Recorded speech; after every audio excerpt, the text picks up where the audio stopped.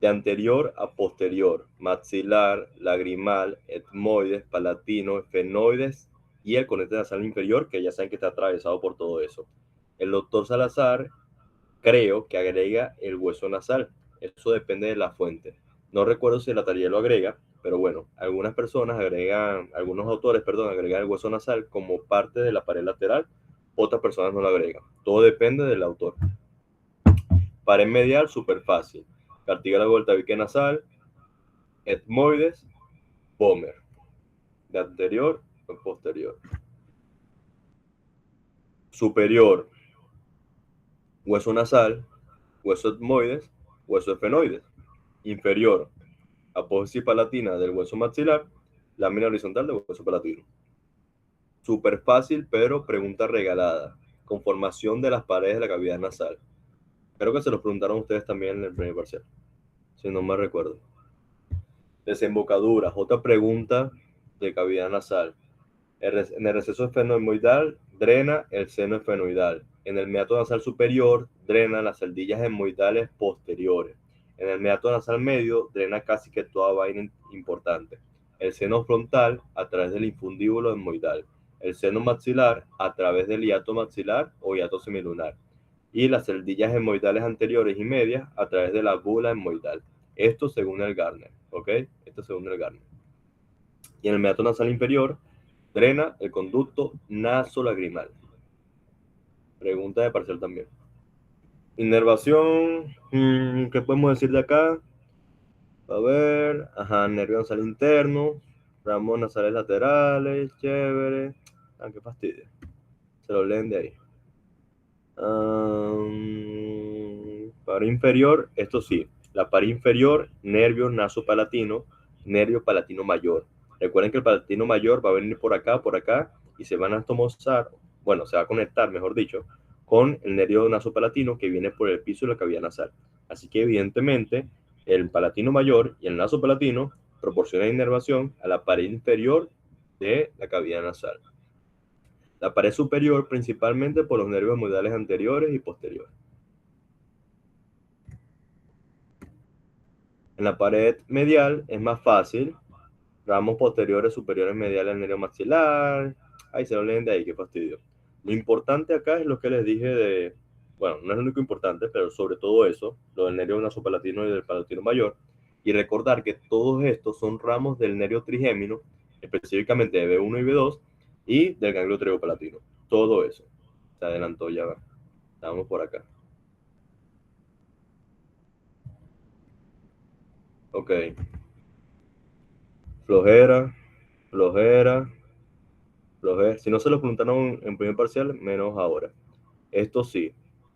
Plexo de Kisselbach. Arterias esmoidal anterior, esmoidal posterior, del tabique nasal. Esta arteria del tabique nasal es ramo de la arteria labial superior, que es ramo de la arteria facial, ¿ok? Entonces, la arteria facial, de manera muy indirecta, pero participa en la irrigación del plexo de Kisselbach, que no se les olvide eso. Palatina mayor y esferopalatina. Entonces, a grosso modo, las que proporcionan el plexo de Kisselbach serían la arteria oftálmica, de manera grande, pues, la arteria maxilar y la arteria facial. ¿A través de cuáles ramas? A través de todas estas ramas. Pregunta de parcial. Bueno, antes lo preguntaban bastante, creo que últimamente no lo han preguntado mucho. Hay otro plexo que es el plexo de Woodruff, que este sí es verdad que nunca lo han preguntado, que dependiendo de la fuente, pero normalmente se establece que es la anastomosis entre la arteria esfenopalatina y la hemoidal posterior, con cierta contribución de la arteria palatina mayor. Así que bueno, más de lo mismo, chévere. Cavidad bucal no la saltamos. Oído. ¿Para qué?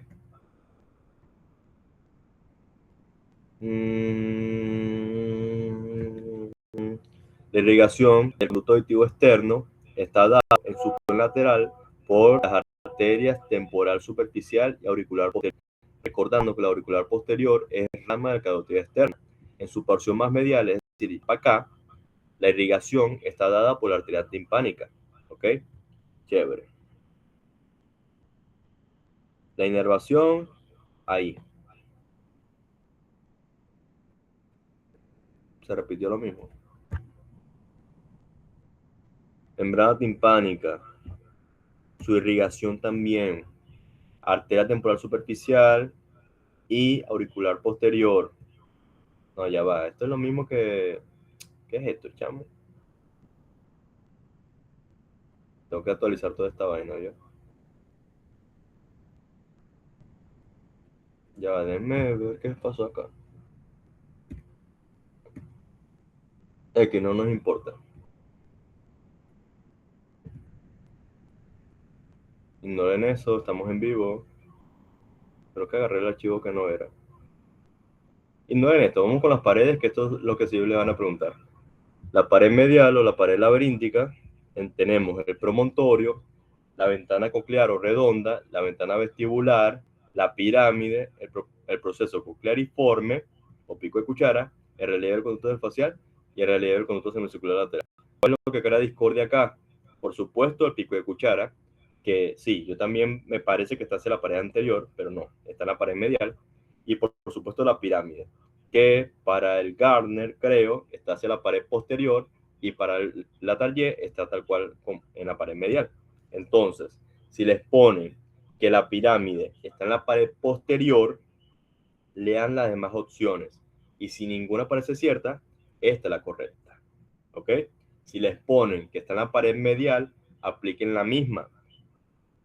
Una pregunta que se hace bastante es cuál de las siguientes estructuras no forma parte de la pared medial. Y les ponen pirámide. Y mucha gente dice, porque el Gardner dice que está en la pared posterior. Así que esta es la respuesta, porque como está en la pared posterior, no está en la pared medial. Y justo debajo de esa dice membrana timpánica. Evidentemente, la más falsa es la membrana timpánica, porque es imposible afirmar que la membrana timpánica está en la pared medial. No sé por qué tanta gente se ha caído en esa pregunta. Pero bueno, la han hecho bastante y se siguen cayendo, por si acaso. Entonces ya saben, si les ponen pirámide, vean las demás opciones. Si no hay ninguna otra que parezca más cierta o más falsa, entonces esa. Pared superior, tegmentaria, tegmen tímpano, literalmente, por eso se llama así. Es decir, lo que veíamos en la fosa craneal media, que le llamamos tegmen tímpano, es lo que está en relación con la pared superior del oído medio. En la pared inferior, también llamada pared yugular, se encuentra el bulbo superior de la vena yugular. Y hacia la pared posterior, que es la mastoidea, tenemos el antromastoideo y el orificio de entrada, entrada. Recuerden que va de anterior a posterior. Entonces, en la pared posterior está el orificio de entrada del nervio cuerda del tímpano. ¿Ok? Me salté la pared anterior. Pero bueno, la pared anterior lo que tenemos, también conocida como pared carotídea, tenemos tres cosas principalmente.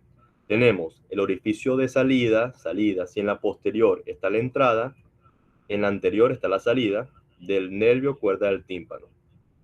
Tenemos evidentemente la arteria carótida interna en su conducto carotidio y tenemos, por supuesto, la tropa faringotimpánica, que aquí lo llaman orificio tubario. Entonces, esas son las tres cosas que tenemos en la pared anterior. Y lo demás es más de lo mismo. ¿Para qué? Recordar de acá que el músculo del estribo y el músculo del martillo son antagonistas. ¿Por qué? Porque el músculo del estribo se encarga de disminuir la tensión de la membrana timpánica y por ende disminuir la presión del oído interno. Como disminuye la tensión y como disminuye la presión del oído interno, protege al oído contra los sonidos fuertes. Por eso cuando se daña, hay hiperacusia, porque no se pierde esta protección del músculo del estribo. En cambio, el músculo del martillo hace todo lo contrario. Aumenta la tensión de la membrana timpánica, aumenta la presión del oído interno. ¿Para qué? Para poder escuchar sonidos más bajos. Literalmente es eso. Entonces, martillo sube la tensión, estribo disminuye la tensión. Son antagonistas porque hacen cosas opuestas.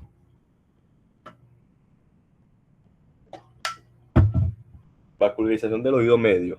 Esto es lo que más han preguntado respecto a la vascularización del oído. Arteria estilomastoidea, que es rama del auricular posterior que es rama de la carótida externa. Arteria faríngea ascendente, que es rama directa de la carótida externa. Arteria timpánica anterior, que es rama de la arteria maxilar en su primera porción. Arteria meningia media, que también es rama de la maxilar en su primera porción. Y arteria carótida interna, que no se describe cuál es la rama, pero como pasa tan cerca de lo que es el oído medio, se describe que seguramente hay algunos capilares, algunas arteriolas que atraviesan esa pared y que por ende contribuyen a esta vascularización. Entonces, todas estas arterias, en resumen, rama de la maxilar, rama de la carótida externa y rama de la carótida interna, son las que proporcionan la vascularización. Aprenderme estas ramitas porque me lo pueden preguntar y lo han preguntado bastante. Oído interno, ya saben, laberinto óseo y por dentro laberinto membranoso. Perilinfa dentro del laberinto óseo, pero por fuera del laberinto membranoso. Endolinfa dentro del laberinto membranoso. Que ya lo saben, pero por si acaso. Conductos semicirculares, ya saben, uno anterior y uno posterior con un extremo no ampular, el lateral que tiene sus dos extremos ampulares. En el vestíbulo, hacia la pared lateral tenemos la ventana vestibular y la ventana coclear, y hacia la pared medial tenemos lo que es el receso utricular, el receso sacular y el receso coclear, que van con las estructuras de su mismo nombre. También está el orificio interno del acueducto vestibular.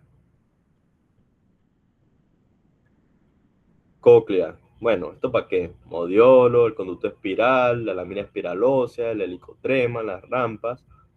Aquí la vamos a ver más bonita. Conducto membranoso, conducto semicircular membranoso, utrículo, sáculo.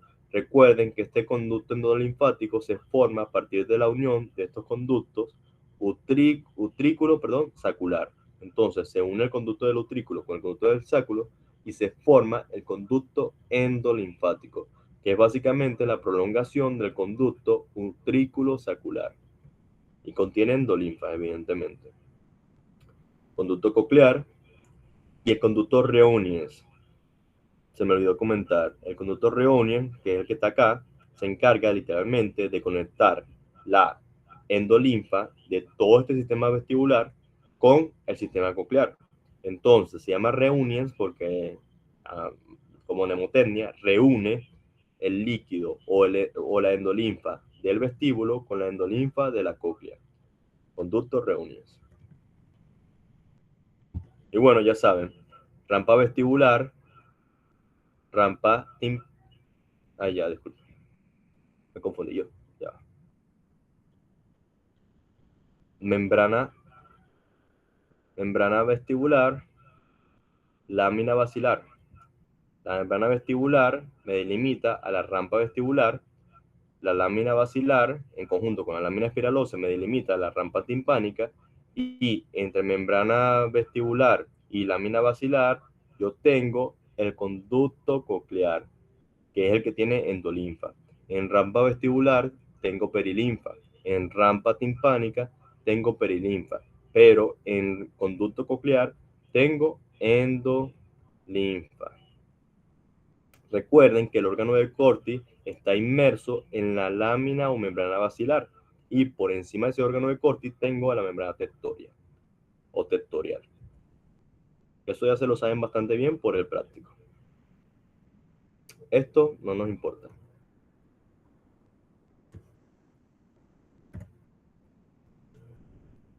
Ojo, órbita, paredes. Esto es muy evidente. En la pared superior, el hueso frontal con su carga orbitaria, el esfenoides, chévere. En la pared lateral, el cigomático, el frontal, el esfenoides, chévere. En la pared inferior, recuerden sobre todo que, fino, está el cigomático, está el maxilar, pero también el palatino a través de la apófisis orbitaria. Entonces, esto a mucha gente se le olvida. En la pared inferior de la órbita está, o podemos ver, como parte de su conformación, a la apófisis orbitaria del hueso palatino. Así que si les preguntan que si el hueso palatino contribuye a la pared o a las paredes de la órbita, eso es correcto. Y en la pared medial, bueno, de anterior a posterior, recuerden, maxilar, lagrimal, etmoides, esfenoides, a través de esas estructuras. Comunicaciones. A través de los forámenes hemorroidales con la fosa craneal anterior. A través del conducto óptico con la fosa craneal media. Aunque algunos dicen que la anterior. Eso va a depender. Fisura orbitaria superior con la fosa craneal media también. Fisura orbitaria inferior con la fosa pterigopalatina e infratemporal. Recuerden la diferencia.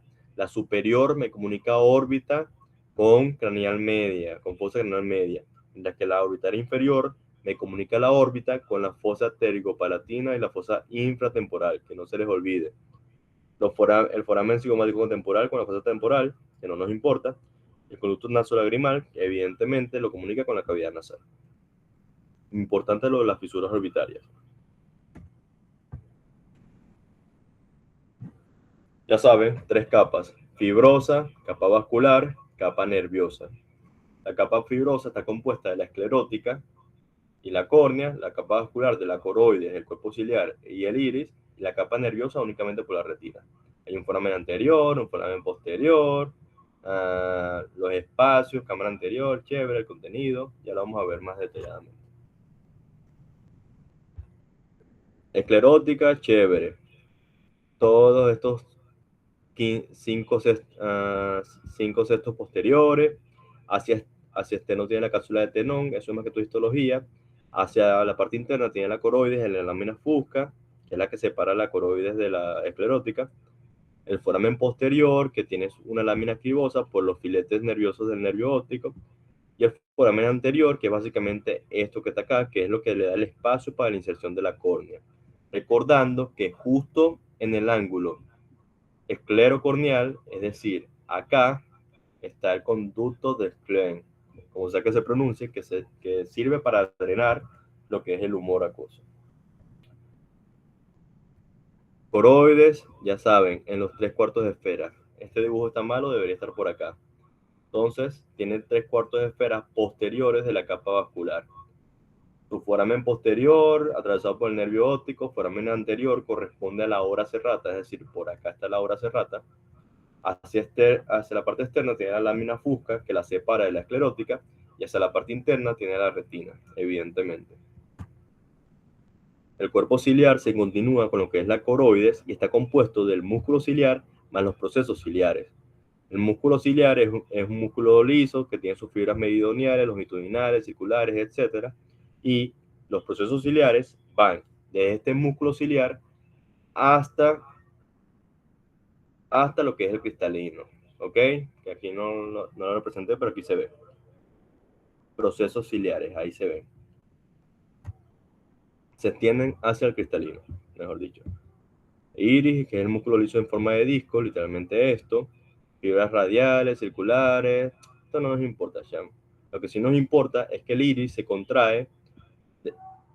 Cuando se contrae el iris, perdón, se produce lo que es la miosis, que es la contracción pupilar, y está mediado por el sistema parasimpático. Cuando se dilata, tenemos midriasis, que está mediado por el sistema simpático. Entonces, miosis, ya saben, reflejo fotomotor, mediado por el nervio oculomotor, es sistema parasimpático. Midriasis es simpático. Algo muy simple, pero que se los podrían preguntar de muchas maneras. Retina. Recuerden que la porción, que el disco óptico es el punto ciego. Es decir, el punto donde llega el nervio óptico y penetra lo que es el globo ocular para después extenderse en la retina, es irónicamente el punto ciego de toda esta capa nerviosa. Entonces, el punto ciego es el disco óptico, que es el punto en donde está insertándose o llegando el nervio óptico. La porción óptica, por ende, va a estar o va a ir desde la parte externa de ese disco óptico hasta la ora serrata, que es esa porción óptica, la parte donde recibimos luz, donde podemos ver literalmente. Recordando que la mácula lútea es el punto donde se percibe la mayor cantidad de rayos luminosos que van a estar de manera alineada, de manera recta con lo que es el orificio del iris. Entonces, la mácula lútea es el punto de mayor agudeza visual y en su centro está la fobia central. Entonces, esto es la mácula lútea, que es la parte donde está la mayor agudeza visual. Y justo en el medio está la fobia central, que es la parte de mayor agudeza de la parte de mayor agudeza visual. Es decir, es lo más de lo más, la fóvea central. Es donde tenemos la mayor agudeza visual de toda la retina. Chévere. Retina, bueno, disco óptico, mácula lútea. En el centro estaría la fóvea central, los vasos temporales y todo eso. Chévere. Esto no nos importa mucho, se olviden de ahí. Bueno, cámara anterior va desde la córnea al iris. Cámara posterior va desde el iris hasta el lente. Cámara vítrea es todo esto, todo esto. Y contiene el cuerpo vítreo, que contiene humor vítreo. Recordando que tanto en la cámara anterior como en la cámara posterior hay humor acuoso. Ah, importante, humor acuoso en cámara anterior y cámara posterior. Humor vítreo en cámara vítrea, evidentemente. Esto se lo leen de acá. Qué fastidio. Recuerden que la córnea es avascular. Ella se nutre es del humor acuoso.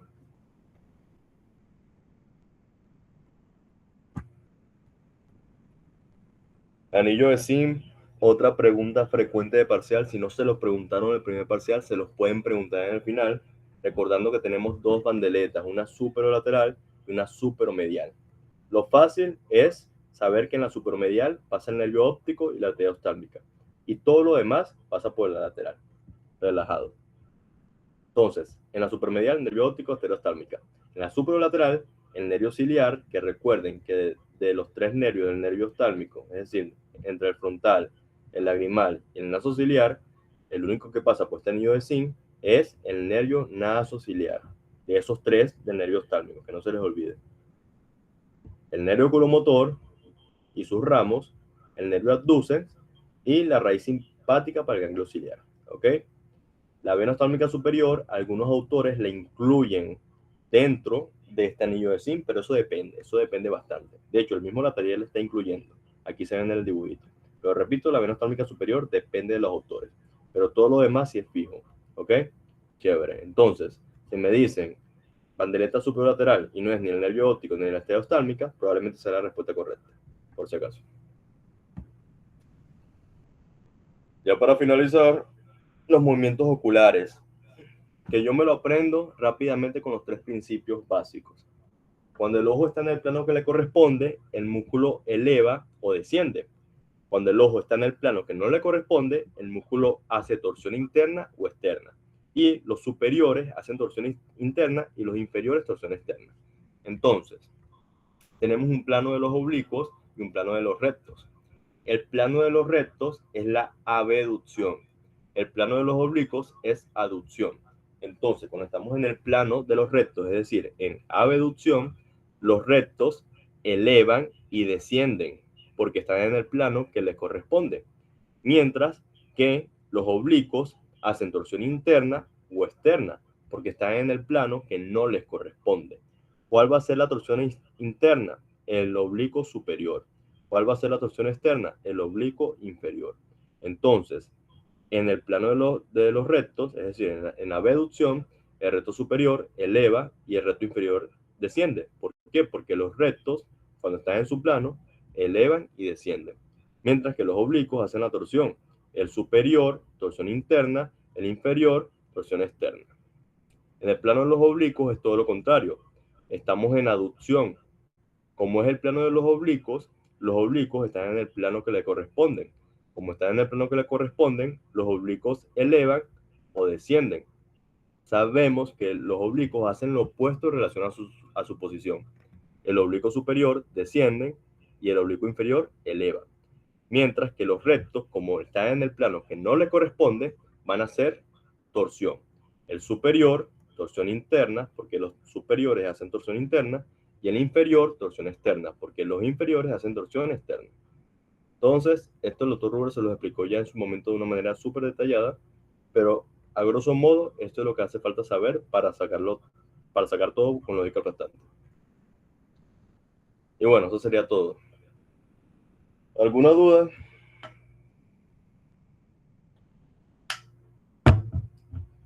Que no se les olvide el músculo de Müller, por si acaso. Que no lo mencioné, pero ustedes saben. Que también está inervado por el nervio oculomotor, por cierto.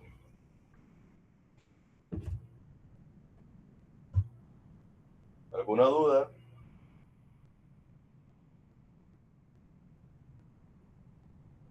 Ya tengo un sueño.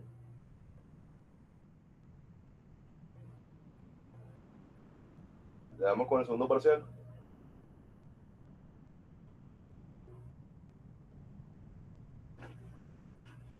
Vamos rápido, pues. Denme un chance.